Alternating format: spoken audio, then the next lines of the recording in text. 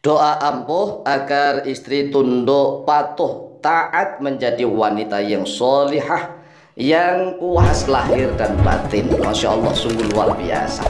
Salah satunya itu kita membaca doa ini sebelum melakukan foreplay atau muqaddimatul jima' atau melakukan pendahuluan. Jadi pas pemanasan itu kita membaca doa pendek ini. Kemudian setelah itu langsung dijilati itunya istri. Jadi istrinya istri itu apanya ya, kacangnya. Kacangnya itu apa? Ya tahu sendirilah, ini konten khusus dewasa. Ya bagi anak-anak yang belum paham nggak boleh. Ada pertanyaan, apakah boleh suami itu menjilati anunya istri dan istri menjilati anunya suami? Ya boleh. Boleh, jawabannya boleh. Yang membolehkan siapa? Allah dan Rasulnya. Allah dan Rasulnya yang membolehkan, sehingga para ulama ikut membolehkan semua. Nah kalau ada orang yang mengatakan itu nggak boleh, dasarnya mana? Kita harus nuntut dasar dalilnya mana. Nah bagaimana suami istri itu adalah halal?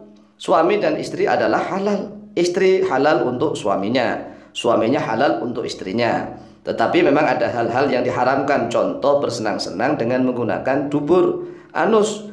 Jadi anusnya istri, duburnya istri itu haram bagi sang suami.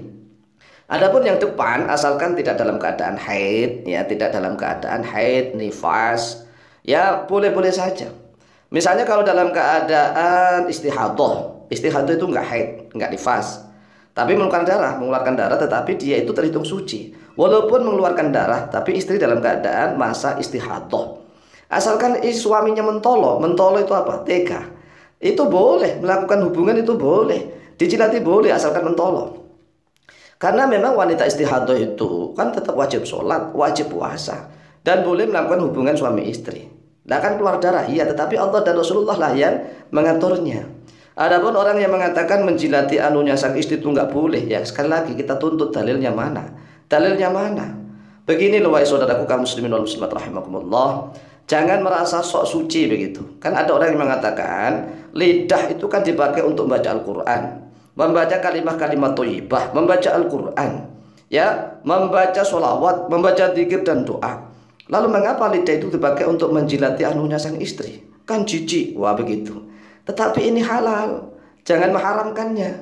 Adapun yang jijik ya jangan menjilati, gitu aja. Bagi yang jijik jangan menjilati, tapi tidak boleh mengharamkan. Karena Allah dan Rasulullah saja membolehkan, membolehkan. Jadi suami itu halal bagi istri, istri halal bagi sang suami.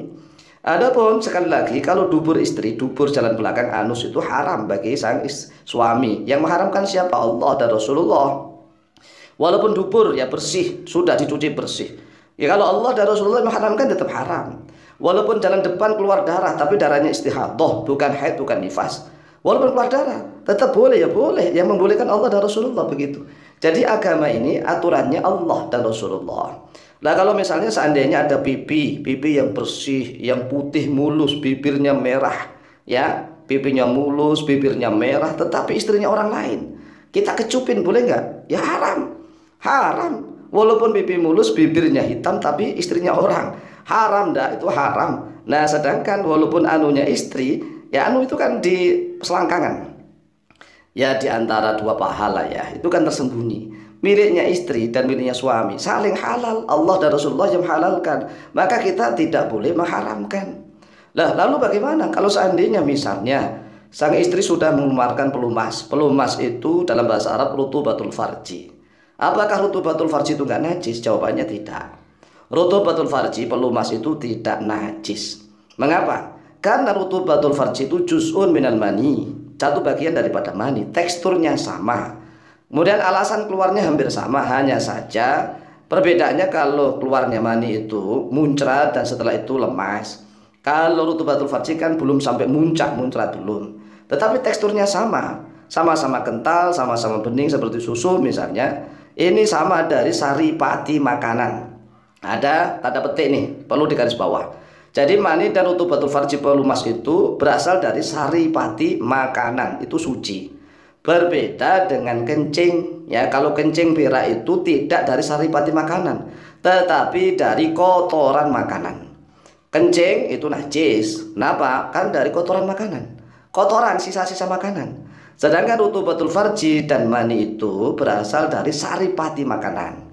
Nah, oleh sebab itulah kalau kita sudah jelas dengan hukumnya, maka silahkan bagi suami yang ingin menundukkan istrinya agar istrinya tunduk, patuh, taat, menjadi wanita solehah, mengamalkan doa ini dibaca, kemudian dijilati kacangnya sang istri. Insya Allah istri akan kelojotan, akan menjadi wanita yang patuh, taat, menjadi wanita yang solehah. Amin Allahumma amin. Adapun bagi suami yang tidak mentoloh, tidak tega, ada caranya itu membaca doa ini. Kemudian setelah membaca doa ini, maka diludahkan di mana? Di jari kita, tapi jari yang kiri. Entah itu jempol, entah itu telunjuk, entah jari tengah, entah jari kelingking atau jari manis, silahkan. Tapi satu jari doang. Itu diludahkan, ludahnya di jari, kemudian jarinya dipakai untuk memainkan kacangnya, begitu. Itu caranya nih. Nah, doanya sebagaimana yang di dalam layar kaca video. Bismillahirrahmanirrahim. Allahumma musakhkhir syamsi wal qamar, sakhir li dzatal badri muti'atan. Allahumma musakhkhir syamsi wal qamar, sakhir li dzatal badri muti'atan. Yang artinya Allahumma ya Allah, musakhkhir syamsi, wahai zat yang menundukkan matahari, wal qamari, dan yang menundukkan rembulan. Ya Allah, wahai zat yang menundukkan matahari dan rembulan, sakhir, tundukkanlah oleh Engkau, li kepadaku, dzatal badri, pada yang memiliki klitoris ini. Yang memiliki klitoris siapa? Ya istrinya itu. Ya muti'atan, dalam keadaan taat, tunduk, patuh, menjadi wanita yang solihah. Luar biasa. Setelah itu dijilati, ya dijilati. Bagi yang tidak mentolot tadi, yang tidak tega, ludahkan ke jari, diludahi kan jarinya, kemudian jarinya itulah yang dipakai untuk memainkannya, begitu.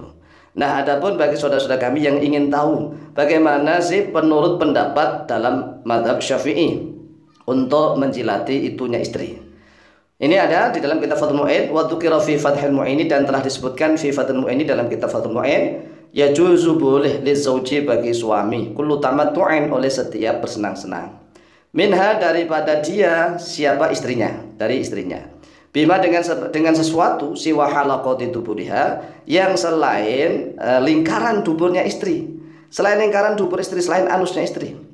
Walau bimasyi badriha, walaupun dengan mengecup, menyedot, menjilati badriha, klitorisnya istri, ya kacang istri itu boleh. Kemudian di dalam kitab I'anatul Talibin dijelaskan, walau kana tamattu'u bimasyi badriha fa innahu jaizun. Artinya, walaupun ada tamattu' oleh senang-senang itu, bimasyi badriha, yaitu dengan mengecup anunya istri, kacangnya istri, fa'innahu, maka sesungguhnya tamattu' itu jaizun, yaitu boleh. Jadi fa'innahu jaizun, boleh. Jadi kalau memang Allah dan Rasulullah dan para ulama membolehkan, kita nggak boleh mengharamkan. Emangnya kita siapa? Ya, sekali lagi, jadi jangan mengukur segala sesuatu dengan nafsunya sendiri, tetapi ukurlah segala sesuatu itu berdasarkan ilmu. Sekali lagi, kalau bagi yang jijik, maka baca doa ini kemudian ditiupkan atau diludahkan di jarinya, kemudian jarinya itu dipakai untuk memainkan kacangnya istri. Bagi yang tidak jijik, yang suka, ya langsung saja baca doa ini, kemudian lidahnya dipakai untuk menjilati anunya sang istri. Insya Allah hasilnya sungguh luar biasa. Silakan diamalkan, insya Allah mustajabah biidznillah. Wallahu ta'ala a'lamu bishawab.